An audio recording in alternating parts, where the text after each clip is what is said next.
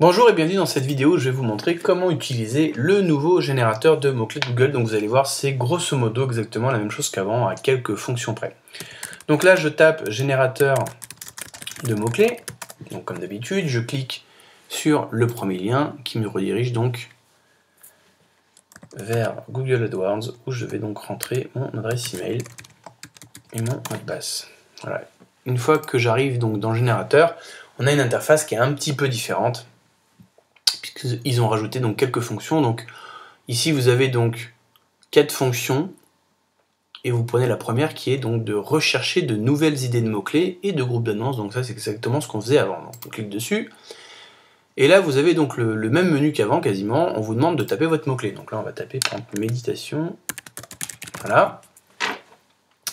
La page de destination, c'était la même chose qu'avant, c'est-à-dire qu'en fait, au lieu de taper un mot-clé, vous pouvez taper, je sais pas moi, le blog d'un ami à vous ou d'un concurrent, et puis vous voulez analyser ces pages. Et Google AdWords vous dira si dans ces pages sur son site, il utilise des mots-clés, si oui, lesquels, et quelles seront leurs estimations au niveau des recherches mensuelles. Votre catégorie de produits, on ne touche pas, et là, vous avez un ciblage, et là, des options que je vais vous montrer juste après. Donc on clique sur « Obtenir des idées ».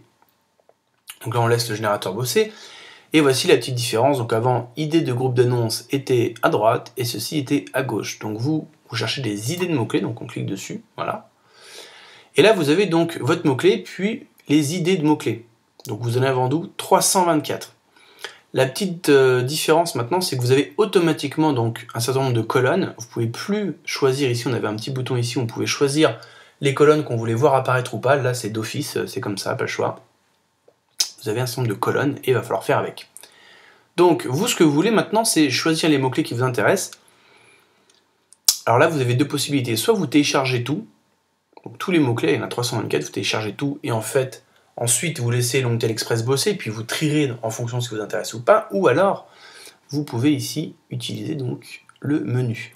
Et on a filtre de mots-clés, donc vous pouvez cliquer ici, et choisir de... Alors là, la seule chose qui nous intéresse ici, c'est la première option, c'est-à-dire de trier les mots-clés en fonction des recherches mensuelles. Par exemple ici, si on trie les mots-clés en fonction des plus recherchés ou moins recherchés, eh bien on a yoga avec 1 830 000 recherches mensuelles, donc ça on sait typiquement que ce ne sera même pas la peine d'y penser. Comme je vous l'ai déjà dit, c'est un mot-clé unique, donc avec un seul mot, il est très recherché, donc il sera forcément trop concurrencé pour nous par rapport à ce qu'on cherche comme mot-clé.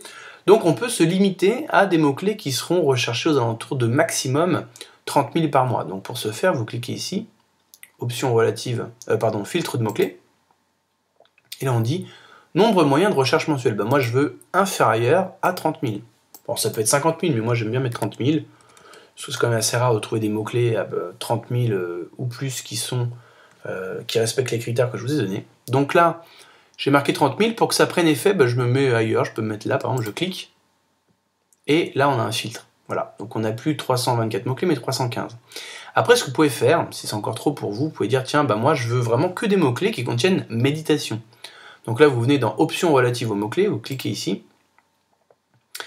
et là vous avez affiché uniquement les idées directement liées à mes termes de recherche. Donc moi, en l'occurrence, mon terme de recherche, c'est méditation. Donc là, j'active, je clique ici, voilà.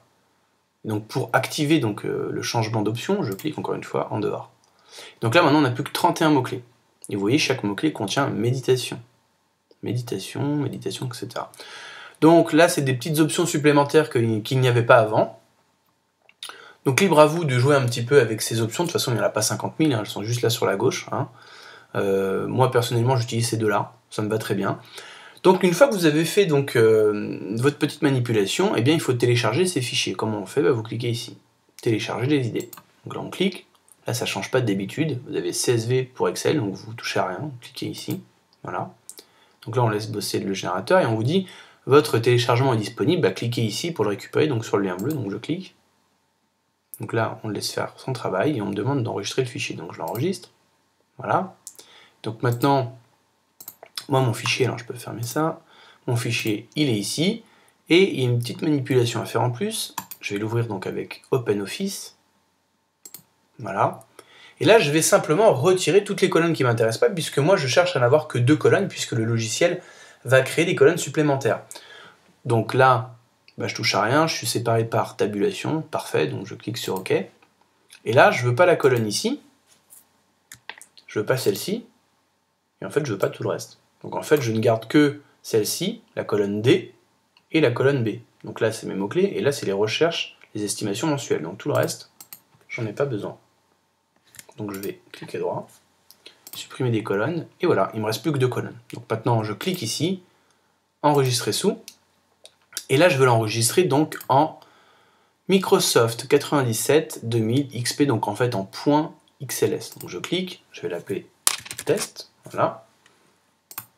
C'est enregistré, donc maintenant je peux le fermer, voilà. Et là, je vais simplement lancer le logiciel, il est là.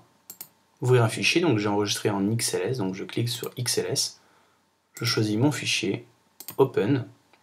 Donc là, j'agrandis un peu le logiciel, voilà. Et je clique sur Démarrer.